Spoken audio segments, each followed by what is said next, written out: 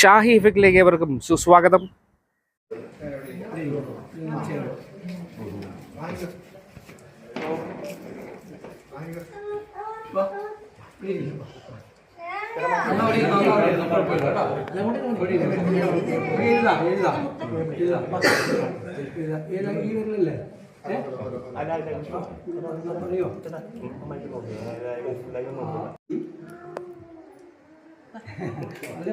ശ്രീ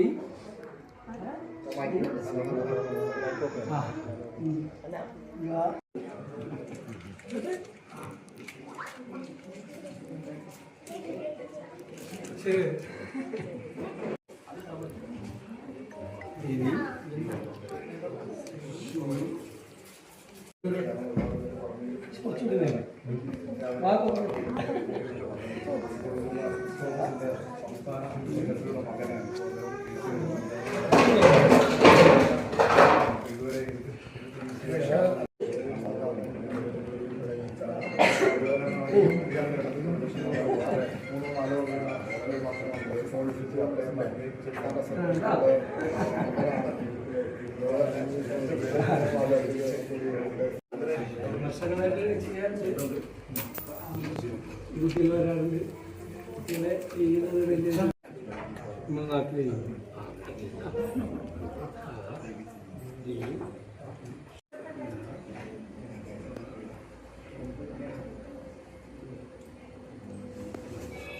ശ്രമിക്കുക.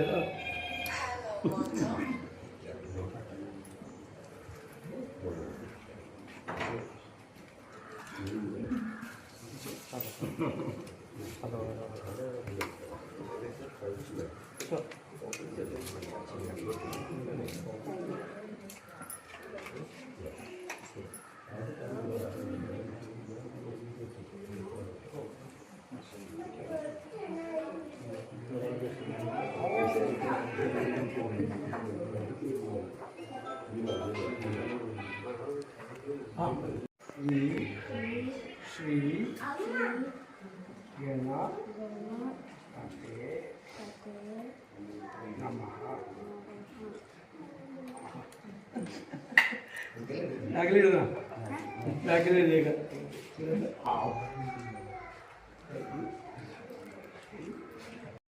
നോക്കി അങ്ങോട്ട് നോക്കിക്കോ തരൂ കേട്ടാ.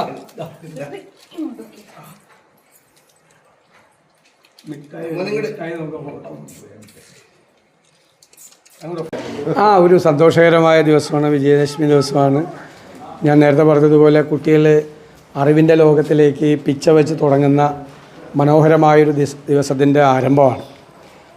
ജ്ഞാനത്തിൻ്റെ ദേവതയാണ്, അറിവിൻ്റെ ദേവതയാണ് സരസ്വതി. ഞാൻ എൻ്റെ ചെറുപ്പത്തിൽ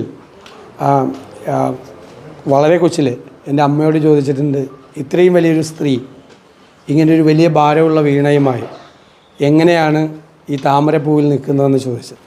അത്ഭുതത്തോടുകൂടി ചോദിച്ചാൽ അപ്പോൾ എൻ്റെ അമ്മ എനിക്ക് തന്ന മറുപടി, അമ്മ പണ്ഡിതയൊന്നും ആയിരുന്നില്ല, പക്ഷെ അമ്മ തന്ന മറുപടി, അറിവിൻ്റെ ദേവതയാണ്, ജ്ഞാനത്തിൻ്റെ ദേവതയാണ് സരസ്വതി.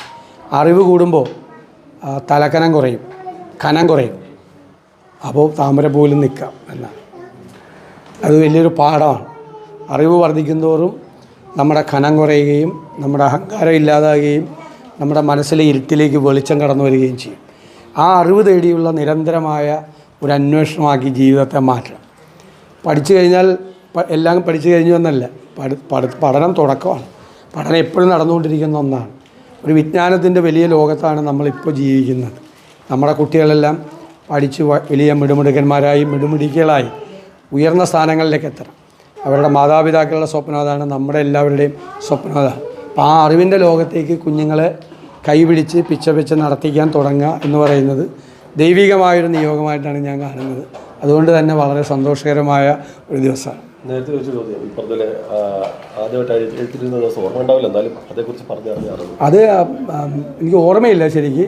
പിന്നെ അമ്മയും അച്ഛനും പറഞ്ഞിട്ടാണ് അറിയുന്നത്. അച്ഛനാണ് എഴുത്തിനിരുത്തിയത്, വീട്ടിൽ വെച്ചാണ് എഴുത്തിനിരുത്തിയത്.